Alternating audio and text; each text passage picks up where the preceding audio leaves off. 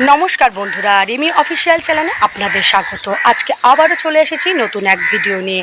আজকের ভিডিওটা কিন্তু ব্লগ ভিডিও নয়, ভিডিওটা একটা অন্যরকম ভিডিওটা হচ্ছে একটা অভিজ্ঞতার ভিডিও।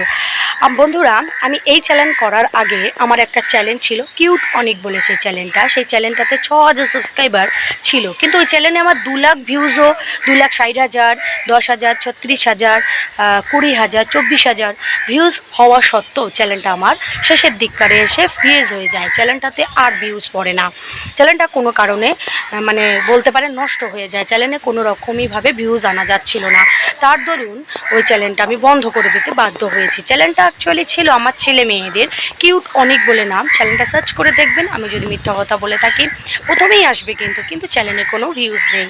কিন্তু এই চ্যানেলটা হচ্ছে আমার নতুন চ্যানেল, এটা বেশি দিন হতে আমি খুলিনি, কারণ ওই চ্যানেলটা যখন ফেজ হয়ে যায় আমি কষ্ট পাই, খারাপ লাগে। তারপরে ওই চ্যানেলে আমি নিজে কোনোদিনও মুখ দেখাইনি, এই ভেবে যে সামনে আসবো, দর্শকের সামনে এসে কি বলবো, মানে কথা বলতে পারবো তো। এত কথা এখন যেরকম বলতে পারি, আগে তো তেমন বলতে পারতাম না। ওই মেয়ে করতো, তাতেও যেন কথা বললে নিজের কেমন লাগতো, তা অত লজ্জা করে লাভ নেই। সেই ভেবে আবার এই নতুন চ্যানেলটা ওপেন করি। এই চ্যানেলটা শুধুমাত্র আমারই চ্যানেল। এই চ্যানেলে আমি আমার ছেলে মেয়েকে নিয়ে নিই, ওদের জন্য আলাদা একটা চ্যানেল করে দেবো ভেবেছি, কিন্তু ওদের টাইমের সঙ্গে ওরা পেরে উঠছে না। ঠিক আছে, আমি এই চ্যানেলটা চালাই, কিন্তু এই চ্যানেলটা চালাতে গেলে চালানোর সময় আমি কয়েকটা টেক চ্যানেল দেখেছি, যেহেতু আগের চ্যানেলটা আমি বারবার ভুল করেছি, ঠিক করে এসিও করিনি, ঠিক করে বুঝতাম না কি করে করতে হবে, ক্যাটাগরি ঠিক করে দিতাম না।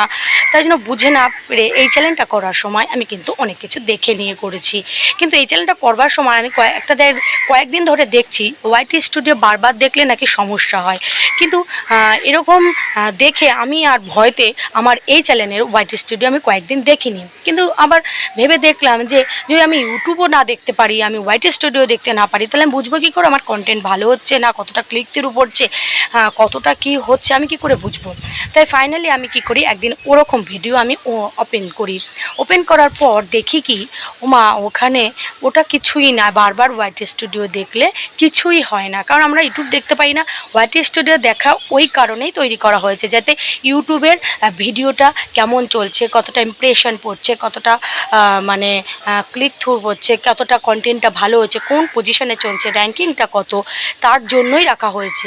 ওটা বারবার দেখলে নাকি সমস্যা হয় না। তাই আমার মতন আপনারা কিন্তু ভুল করবেন না, থাম্বনেল দেখে ভয় পেয়ে যাবেন না। তাহলে থাম্বনেলটা কিন্তু এটা দেখে বোঝা যাচ্ছে যে থাম্বনেলটা কিন্তু অবশ্যই ভালো বানাতে হবে। থাম্বনেল যদি আপনারা ভালো বানান তাহলে অবশ্যই কিন্তু একটা বড় মাপের ভিউজ পড়তে পারে, এটা আমি বুঝেছি, তাই আপনাদেরকেও বলছি। আমার চ্যানেলে যে সমস্ত মানে ব্লগ দিদিভাইরা রয়েছেন, তারা অনেকেই কিন্তু আমাকে কমেন্ট করে আমার পাশে থাকেন, তাদেরকে আমি বিশেষ ধন্যবাদ। তারা কমেন্ট করে বলেই কিন্তু আমি এগিয়ে যেতে পারছি, যতটা পারি। 100 হোক, 150 হোক, যা সাবস্ক্রাইবার রয়েছে আমি তাতেই খুশি। হ্যাঁ, ভবিষ্যতে আশা রাখছি আপনারা যদি আমার পাশে থাকেন, তাহলে আমি অবশ্যই একদিন 1,000 সাবস্ক্রাইবার থেকে 1 লাখ সাবস্ক্রাইবারও করতে পারবো। আজকে যখন 100 করতে পেরেছি, কাল 1000 করতে পারবো, আর তার একদিন 1 লাখ অবশ্যই হবে, আপনারা যদি পাশে থাকেন।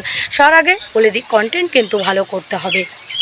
তাই আমি যে ভুলটা আমি মানে দেখে থাম্বনেল দেখে ভয় পেয়ে করিনি, সেগুলো কিন্তু আপনারা করবেন না। এই অভিজ্ঞতাটা নিয়েই আজকে আমি এই ভিডিওতে এসেছিলাম। তাই আপনারা অবশ্যই কিন্তু আগে ভালো করে থাম্বনেল বানান, ওরকম ইন্টারেস্টিং থাম্বনেল বানান যেতে দেখে মানুষ ঢুকতে বাধ্য হয় যে কি আছে দেখার জন্য। এটাই হচ্ছে আজকের ভিডিও, আমার অভিজ্ঞতা। তাই আপনাদের যদি আমার অভিজ্ঞতাটা ভালো লেগে থাকে, তাহলে অবশ্যই সাবস্ক্রাইব করবেন কিন্তু, আর তার সঙ্গে লাইক কমেন্ট করে আমার পাশে থাকবেন। আজকের মতো এই, টাটা।